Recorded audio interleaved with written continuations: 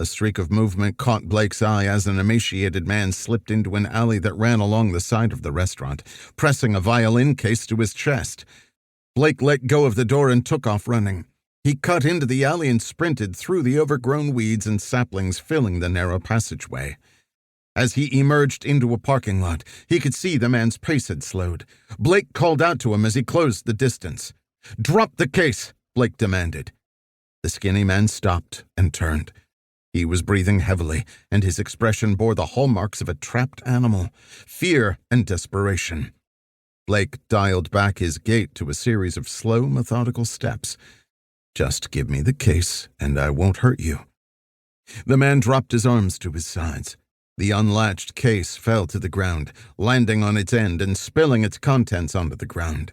The man fumbled in the pockets of his baggy jeans until his left hand emerged, holding a rusty steak knife. "Get back!" "Now that was a bad idea," Blake said, his voice soft and measured. "Trust me, you don't want to do this." "I'll kill you, man. Leave me alone. This is my money." Blake wasn't sure if the man would have the stomach to attack him. His wavering speech said no. But desperate people do stupid things. Either way, Blake didn't intend to give him the chance. "Listen, here's what's going to happen. You're going to try to stick me with that thing, and when you do, I'm going to break your arm in 3 places. Take that sorry-ass kitchen knife and jam it in your eye. Just so you can't say I didn't warn you." Blake had no intention of following through with the last part, but it sounded good in the moment.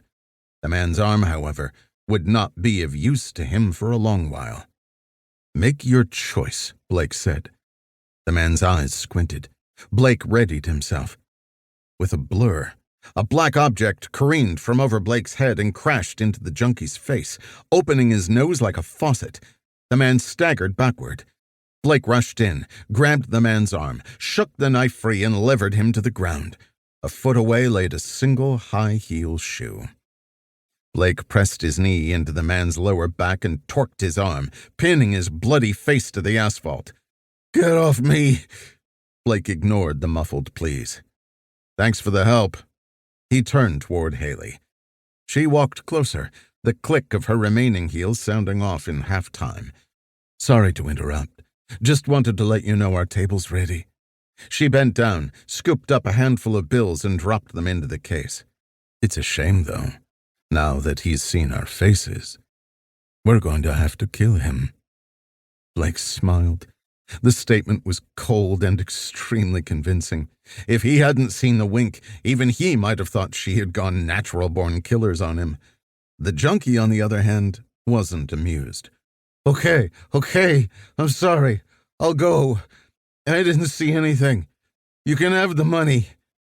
Haley stood up, planted her bare foot beside the man's face, and with her other foot, pressed the point of her stiletto heel into the back of his neck. The man groaned and his body wiggled. Blake held him tight. "How much money do you have on you?" Haley asked. "You can have all of that." "Take it," he said. "Not this money," Haley said. "This money doesn't belong to you. How much do you have?" "I don't know. Like $5. "Where is it?" Haley asked. "In my pocket." "Which pocket?" She shifted her weight to apply more pressure. "Right pocket." "Good." Haley removed her heel from the man's neck and used it to kick the violin case closer to him. It skidded into his forehead. "I'm sure that poor man will appreciate your donation." Without hesitation, the man reached into his pocket with his free hand, retrieved a bunch of crumpled dollar bills, and brought them over his head. Haley kicked the case over a few more inches, and the man dropped the bills in. She closed the case and latched it.